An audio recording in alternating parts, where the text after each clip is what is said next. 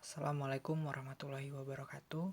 Pada kesempatan kali ini, kami dari kelompok 1 akan menyampaikan presentasi mengenai tugas pertemuan 1 dan 2 di mata kuliah praktik audit. Yang pertama ini akan membahas mengenai audit planning dan integration of accounting process. Alurnya sendiri, pembahasan akan dimulai dari pra penugasan, lalu dilanjutkan dengan strategi audit, lalu yang terakhir yaitu penilaian risiko. Anggota dari grup 1 ini sendiri itu terdiri dari Ariela, Cesar, Dwi, Hanif, Rokib, Rizkyani, dan Senli. Kegiatan pertama dalam risk assessment atau menilai risiko yaitu kegiatan prapenugasan. Di sini, auditor melakukan analisis penerimaan dan keberlanjutan hubungan dengan klien, yang tujuannya adalah untuk memutuskan menerima atau menolak penugasan.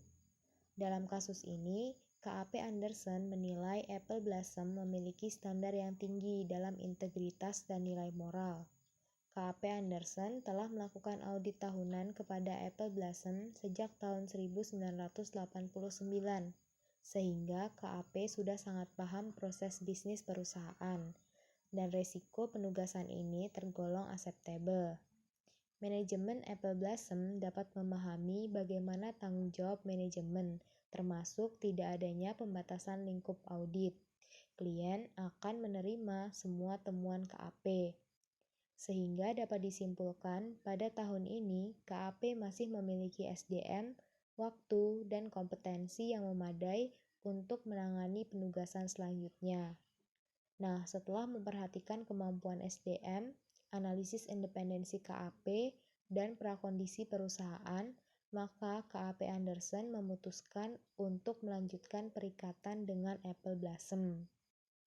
Nah, setelah itu, auditor akan membuat surat perikatan atau engagement letter, yang diantaranya mencakup daftar layanan yang akan diberikan oleh auditor, penjelasan tentang sifat perikatan audit serta batasan audit, pernyataan bahwa auditor akan mengevaluasi internal control dan akan membuat saran untuk meningkatkannya, tanggal penyelesaian audit yang diharapkan, pernyataan bahwa auditor akan meminta bantuan personil dari klien, pernyataan bahwa tanggal penyelesaian audit mungkin harus diperpanjang jika keadaan yang tidak terduga muncul, serta mencakup indikasi dasar untuk biaya.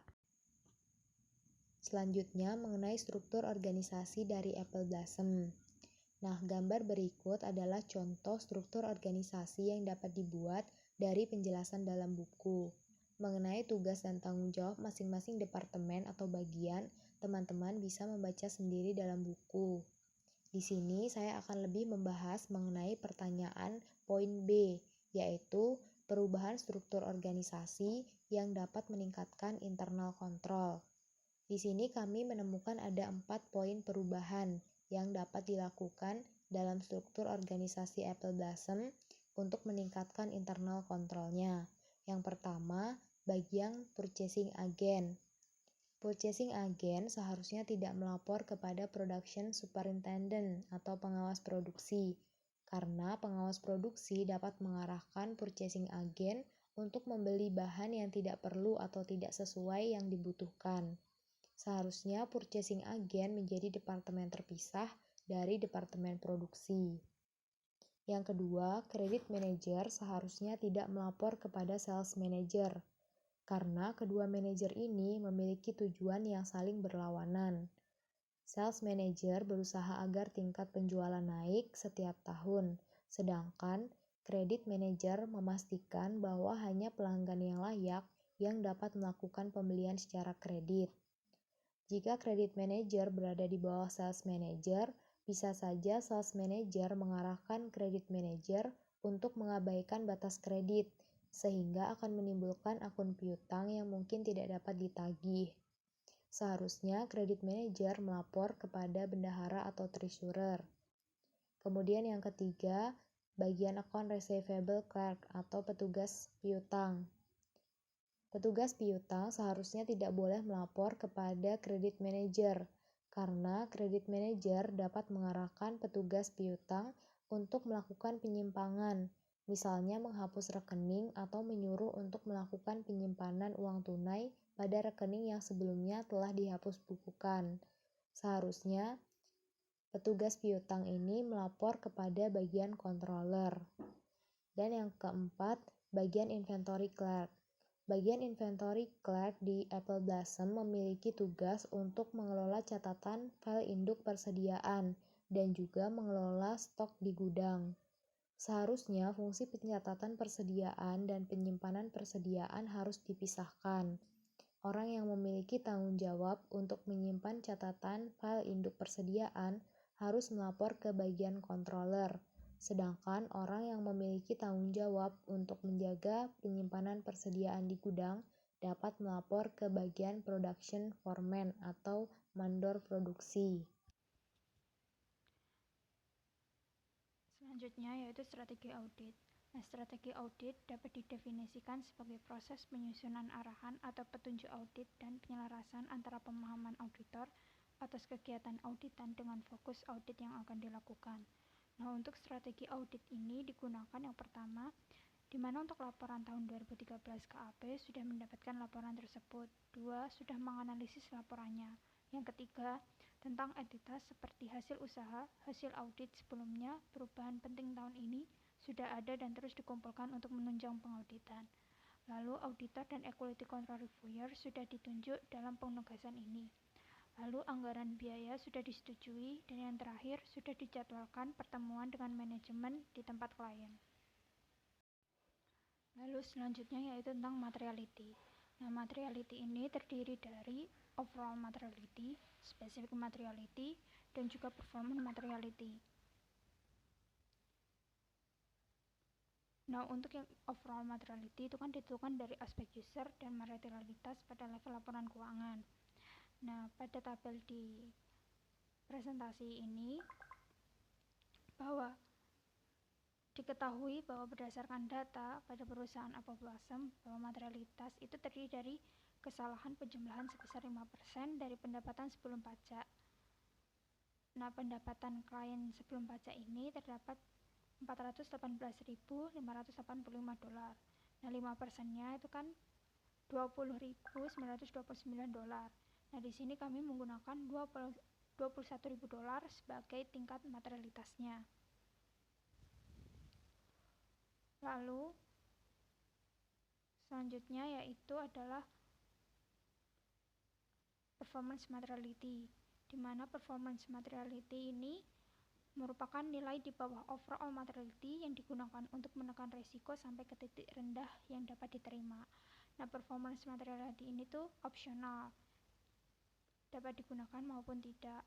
Nah, dari tabel di sini bahwa diasumsikan bahwa overall materiality itu 50% dari overall materiality, yaitu sebesar $10.500. Lalu selanjutnya adalah specific materiality. Specific materiality adalah nilai lebih kecil dari overall materiality. Nah, untuk berdasarkan tabel di sini, untuk specific materiality ini digunakan inventory, account receivable, dan juga cash, di mana diasumsikan bahwa significant account adalah receivable dan inventory, mengingat bahwa klien adalah perusahaan grosir. Nah, cash ini dianggap signifikan karena proporsinya terhadap keseluruhan nilai aset dan perubahan yang signifikan dari tahun sebelumnya. Di sini diketahui bahwa inventory bernilai sebesar $790.647 dan signifikan materiality-nya adalah 5% dari tersebut, yaitu $35.982. Lalu account receivable sebesar $212.705 dan specific materiality-nya 5%, yaitu sebesar $10.635. Begitu pula dengan cash, yaitu 5% dari $846.541, yaitu $42.327. Pembahasan selanjutnya yaitu penilaian risiko. Nah, yang dibahas di sini yaitu pemahaman entitas dan lingkungannya, prosedur analitis, dan juga inherent risk. Selanjutnya yaitu risiko inherent. Nah, risiko inherent adalah penilaian probabilitas salah saji material mengenai asersi sebelum pertimbangan efektivitas pengendalian internal. Dalam penelitian audit ini menunjukkan bahwa inventory adalah akun yang rentan terhadap kesalahan, di mana sumber risikonya yaitu dalam penjagaan yang kurang baik. Nah, implikasi risikonya di mana persediaan ini bisa saja dicuri, sehingga ini merupakan salah satu bagian dari tujuan audit, di mana asersinya yaitu existence. Lalu yang kedua, sumber risikonya di mana banyak transaksi yang mempengaruhi akun persediaan. Nah, implikasi risikonya di mana bisa saja terdapat salah saji saldo inventory. Nah, asersinya yaitu berupa accuracy valuation. Lalu sumber risiko lainnya yaitu seringkali perlu mencatat transaksi yang sifatnya tidak lazim dan memerlukan penilaian. Nah, contohnya itu seperti pengakuan persediaan usang. Nah, implikasi risikonya yaitu salah saji saldo inventory. Nah, untuk asersinya yaitu sama, accuracy valuation. Selanjutnya saya akan menjelaskan mengenai pengendalian internal. Jadi di dalam Apple Blossom Company, mereka memiliki 5 komponen internal control, yaitu control environment, risk assessment, control activity, information accounting system, dan monitoring control performance. Yang pertama kita akan membahas mengenai control environment Apple Blossom. Jadi control environment pada perusahaan Apple Blossom Colon ini dianggap cukup baik untuk perusahaan kecil karena mereka itu telah mencakup banyak faktor. Dari segi integritas dan kode etik, menurut auditor Apple Blossom telah memilih standar integritas dan nilai-nilai etika yang tinggi dalam pelaksanaan personelnya. Kemudian sebagai bentuk komitmen perusahaan pada kompetensi, mereka telah melaksanakan pelatihan sehingga sebagian besar personelnya itu sudah terlatih dan memiliki kompetensi. Dalam pelaksanaan usahanya, Apple Blossom menganggap bahwa komite audit formal itu tidak terlalu diperlukan karena ukuran perusahaan mereka yang tidak terlalu besar. Sehingga peran controller dan bendahara adalah yang paling penting dalam memantau kemajuan keuangan perusahaan. Dalam hal membentuk model operasi usaha, kepala departemen bertemu secara berkala dengan karyawan untuk membahas hal-hal yang penting. Untuk struktur organisasi sendiri, Apple Blossom belum memiliki bagan organisasi yang dibuat secara formal. Selanjutnya, tugas dan tanggung jawab para karyawan itu telah dideskripsikan dan disimpan oleh manajer personalia dalam manual kebijakan personalia, sehingga nantinya masing-masing individu telah menyadari apa tugas mereka dan menjalankan kode etik formal. Untuk pengelolaan sumber daya manusia sendiri, tidak ada pelatihan formal atau kebijakan promosi, sehingga perekrutan, promosi, dan pemberhentian dilakukan oleh berbagai kepala departemen. Selanjutnya kita akan membahas mengenai risk assessment policies. Dalam Apple Blossom Company, mereka tidak memiliki kebijakan formal untuk menilai resiko, sehingga laporan-laporan itu nantinya harus diteliti dengan cermat. Yang ketiga adalah Information System and Control Activities. Jadi Apple Blossom ini menggunakan aplikasi akuntansi perusahaan yang berada pada Local Area Network atau yang biasa disebut dengan LAN. Sistemnya adalah semua aplikasi terintegrasi, tetapi pengguna hanya bisa mengakses aplikasi yang spesifik dengan pekerjaannya, sehingga harus dikontrol dengan user ID dan password. Yang keempat, kita akan membahas mengenai Financial Reporting Cycle. Dalam tahap ini, sebetulnya kita dapat melihat penerapan internal control melalui flowchart yang telah kami buat. Flowchart menggambarkan sistem operasi perusahaan yang dimulai dari pesanan pelanggan hingga dibuatnya laporan keuangan dan review yang dilakukan oleh presiden manajer. Untuk mempersingkat penjelasan, saya akan memberikan beberapa contoh pengendalian internal yang ada pada masing-masing sistem. Yang pertama adalah General Ledger System. Di dalam General Ledger System ini, Donald McKenna yang berperan sebagai akuntan memiliki tugas untuk mencatat jurnal dan memperbarui General Ledger Master File. Sementara itu, transaksi lain seperti utang, piutang, penerimaan kas akan dicatat menggunakan aplikasi oleh staf akuntansi yang lain, sehingga nanti akan menghasilkan jurnal dan laporan rinci mengenai transaksi. Sehingga setiap harinya, Donald bertugas untuk menyiapkan dan mencetak jurnal harian yang berisi rincian transaksi tersebut. Jurnal-jurnal transaksi ini selanjutnya akan dimintakan persetujuan dari pengawas guna dilakukan pengupdatean pada General Ledger Master File. General Ledger Master File inilah yang pada akhirnya digunakan sebagai bahan pembuatan neraca percobaan dan laporan keuangan. Yang kedua ada Credit Sales System, Sales Order Entry, and Account Receivable Processing. Dalam tahap ini dijelaskan berbagai pengendalian internal, mulai dari datangnya pesanan pelanggan hingga barang tersebut dikirimkan. Contohnya, pelanggan yang ingin melakukan pembelian harus dicek oleh manajer kredit apakah dia melampaui batas kredit. Pelanggan yang memenuhi syarat akan dilanjutkan prosesnya, sementara sisanya akan ditolak. Contoh lainnya adalah adanya dokumen yang berbeda namun saling berkaitan pada bagian petugas gudang persediaan, pengemasan, dan petugas pengiriman. Dokumen ini digunakan untuk mencocokkan bahwa jumlah barang yang dipesan pelanggan, yang diambil dari gudang, dan yang dikiriman adalah barang dengan jumlah yang sama. Selanjutnya, kita akan membahas mengenai internal control pada cash receipt. Tahap ini adalah proses pengumpulan uang tunai yang terjadi akibat piutang dagang. Bentuk internal control yang dilakukan adalah adanya pemisahan tugas antara petugas surat yang bertugas untuk menerima cek pelanggan, bagian piutang yang bertugas untuk menginput pelunasan, bagian kasir yang bertugas untuk mencocokkan data dan menginput jurnal penerimaan, serta bagian bendahara yang bertugas untuk mengirimkan cek kepada bank. Selanjutnya adalah inventory purchase system. Dalam pembelian barang persediaan oleh Apple Blossom Company, mereka menggunakan sistem Economic Order Quantity, di mana ketika pesanan pelanggan telah dikirimkan, maka sistem akan otomatis melakukan pesanan ulang terhadap barang-barang yang perlu untuk dibeli. Sementara itu, bentuk pengendalian internalnya adalah dibuatnya cetakan purchase order sebanyak 3 lembar. Cetakan pertama dikirimkan kepada vendor, cetakan kedua akan dimasukkan ke dalam sistem sebagai update quantity on order, dan cetakan ketiga akan dikirimkan kepada bagian penerimaan. Khusus cetakan ketiga, tidak diberikan jumlah kuantitas barang yang akan diterima. Tujuannya adalah agar nantinya bagian gudang dapat melakukan verifikasi perhitungan fisik antara jumlah barang yang diterima dan laporan penerimaan. Sistem selanjutnya adalah account payable and cash disbursement. Tahap ini menjelaskan proses pembayaran hutang oleh perusahaan akibat pembelian persediaan. Sebagai bentuk internal control, terdapat 3 dokumen penting yang ada dalam tahap ini. Yang pertama invoice, yang kedua bukti penerimaan, dan yang ketiga adalah bukti pembelian.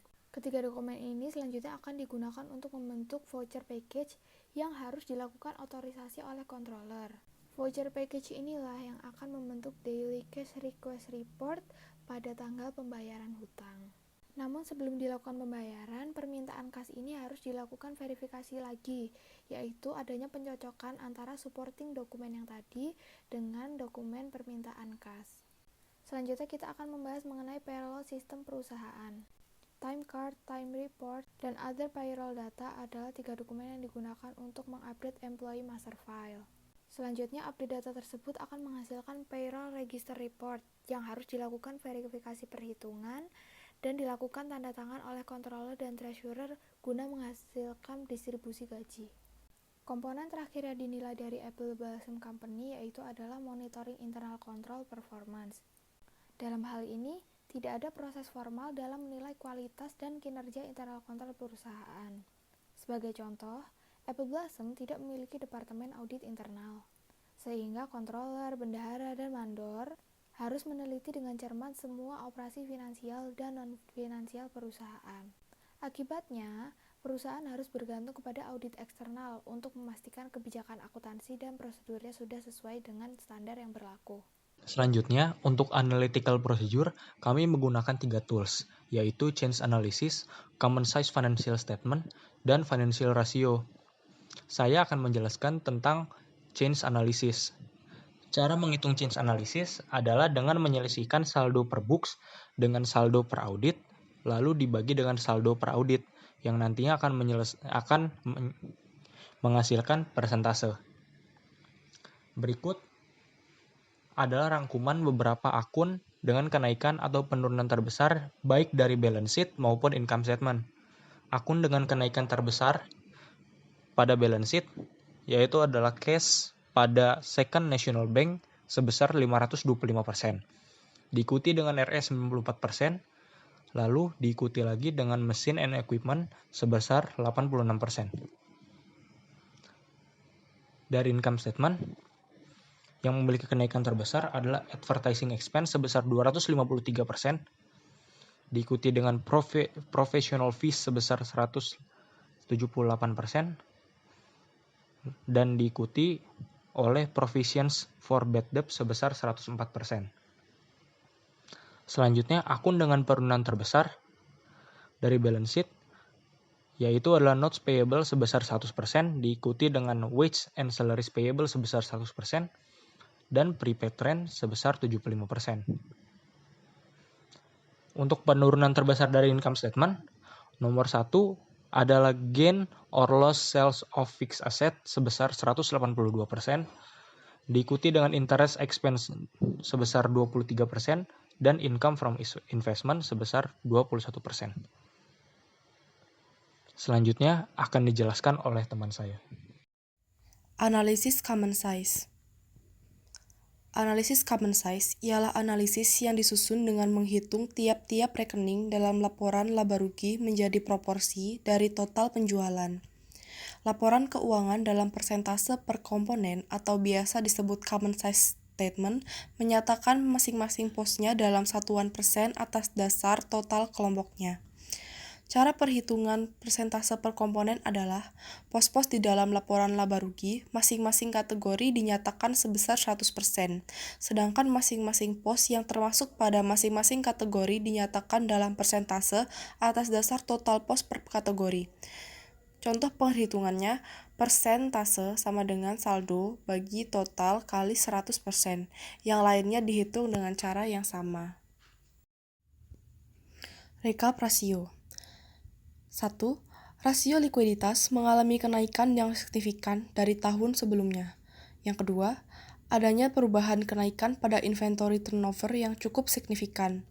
Yang ketiga, adanya kenaikan pada rasio liabilities to total assets. Yang keempat, rasio keuangan Apple Blossom berada di atas rasio rata-rata industri.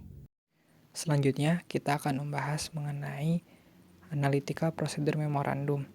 Yang pertama, kita akan membahas mengenai audit risk-nya. Akun yang pertama yaitu cash di Big City National Bank dan cash di Second National Bank. Kedua akun ini mengalami peningkatan yang cukup signifikan. Dari sisi bisnis, hal ini bisa terjadi dikarenakan perusahaan meminjam uang dalam jumlah besar di bank. Atau dari segi kemungkinan kesalahan, adanya transaksi fiktif atau error entry yang menyebabkan cash overstated. Lalu ada akun receivable yang mengalami kenaikan. Dari segi bisnis, ini bisa diartikan sebagai perusahaan tidak mampu mengumpulkan piutang lebih cepat dari tahun sebelumnya. Didukung dengan tingkat rasio akun receivable dan turnover yang menurun dari tahun sebelumnya. Dari segi error, mungkin ini bisa terjadi dikarenakan adanya penjualan fiktif atau adanya error entry. Sebaliknya, dengan akun investment in security yang mengalami penurunan. Dari segi bisnis, ini bisa dilihat sebagai perusahaan melakukan pengurangan investasi atau mungkin perusahaan menjual investasi sekuritasnya. Dari segi error, ini mungkin saja terjadi dikarenakan adanya kesalahan. Lalu selanjutnya ada akun machinery and equipment. Akun machinery and equipment di dalam laporan keuangan itu mengalami peningkatan. Ini dari sisi bisnis, alasannya yang mungkin yaitu perusahaan melakukan pembelian aset tetap yang cukup banyak. Dari segi error, itu bisa jadi adanya kesalahan pencatatan. Akun akumulasi depresiasi machine dan equipment akan terpengaruh oleh peningkatan yang tadi. Akun ini mengalami peningkatan juga. Dikarenakan tadi bisa jadi dikarenakan adanya perusahaan melakukan pembelian aset tetap yang cukup banyak atau memang karena salah saji. Lalu ada juga peningkatan di akumulasi depresiasi otomotif dan equipment. Perusahaan bisa jadi melakukan pembelian aset tetap yang sebenarnya di laporan tidak menunjukkan demikian karena angkanya masih tetap sama, atau mungkin karena adanya kesalahan saja dalam perhitungan depresiasinya. Dari segi utang, yaitu yang pertama ada akun payable, itu mengalami penurunan saldo. Dari sisi bisnis, ini bisa dilihat mungkin perusahaan melakukan pelunasan utang yang cukup signifikan, atau dari segi aturan atau terms yang diberikan oleh vendor, itu pembayaran utang mengalami perubahan. Atau mungkin karena emang salah saji saja, kesalahan error. Lalu ada dari akun payroll tax. Ini adanya penurunan juga. Bisa jadi dari segi bisnis ini perusahaan melakukan pelunasan pada pajak penghasilannya atau emang adanya kesalahan pencatatan. Untuk utang jangka panjangnya sendiri yaitu notes payable long term-nya, perusahaan mengalami peningkatan. Bisa jadi ini dikarenakan karena perusahaan melakukan peminjaman notes payable jangka panjang lebih banyak, atau dari segi error bisa jadi perusahaan salah mengklasifikasikan yang seharusnya ada notes payable yang sudah diklasifikasikan sebagai short term karena akan jatuh tempo, malah masih tetap dicatat sebagai notes payable long term. Dari segi ekuitas, itu ada peningkatan di sisi retained earning dan current net income. Hal ini dimungkinkan karena mungkin bisnisnya sedang baik, menyebabkan adanya peningkatan net income. Atau dari segi error, hal ini bisa dilihat sebagai mungkin adanya kesalahan pada revenue yang terlalu overstate atau expense yang understatement. Lalu dari laporan income statement sendiri, yang pertama itu ada akun sales. Akun sales ini mengalami peningkatan dari tahun sebelumnya. Dari segi bisnis, hal ini bisa jadi dikarenakan perusahaan menjual banyak produk atau perusahaan menjual produk dengan harga yang lebih tinggi. Akun COGS juga menunjukkan hal yang demikian, terjadi kenaikan pada saldonya. Lalu untuk bisa jadi ini adanya error dikarenakan adanya kesalahan perhitungan pada costing inventory-nya. Yang selanjutnya itu ada untuk wage dan salary expense. Akun ini mengalami peningkatan. Ini bisa jadi dikarenakan adanya penambahan karyawan atau gaji karyawan yang meningkat. Lalu dari segi errornya bisa jadi karyawan itu dibayar terlalu tinggi atau adanya karyawan fiktif yang menyebabkan pembayaran menjadi lebih tinggi dari seharusnya. Lalu untuk ada advertising expense, reasonnya kenapa bisa meningkat, ini bisa merefleksikan juga kenaikan pada penjualan. Karena advertising expense ini sebagai hal penunjang agar penjualan bisa naik juga. Lalu dari segi errornya mungkin bisa jadi sini seharusnya biaya yang lain tapi diklasifikasikan sebagai advertising expense. Begitu pula dengan akun professional fee. Ini dari segi bisnisnya peningkatan ini bisa jadi dikarenakan perusahaan terikat dengan organisasi atau badan hukum sehingga terjadi peningkatan biaya sewa pengacara. Atau dari segi errornya ini sama seperti advertising expense, ini salahnya mengklasifikasikan. Kalau akun yang terakhir itu akun gain or loss of fixed asset. Ini secara bisnis dilihat bahwa mungkin emang pada tahun itu terjadi kerugian karena akun ini tahun sebelumnya itu gain dan tahun sekarang itu bisa jadi loss. Atau hal ini juga bisa jadi dikarenakan adanya perhitungan error. Dan mungkin emang seharusnya tetap menjadi gain dan di tahun sekarang malah diakui sebagai loss. Poin selanjutnya ialah terkait analysis of questionable account. Akun yang dipertanyakan di sini yaitu akun interest expense yang menunjukkan angka yang menurun pada tahun 2003. Hal ini tidak merefleksikan kenaikan yang cukup berimbang dengan perubahan struktur hutang perusahaan yang dilaporkan meningkat. Kemudian selanjutnya mengenai assessment of the risk of financial failure.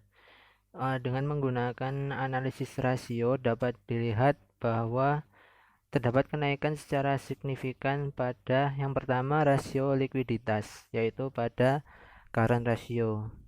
Hal ini mengindikasikan bahwa kemampuan perusahaan dalam membayar kewajiban jangka pendek menjadi semakin baik.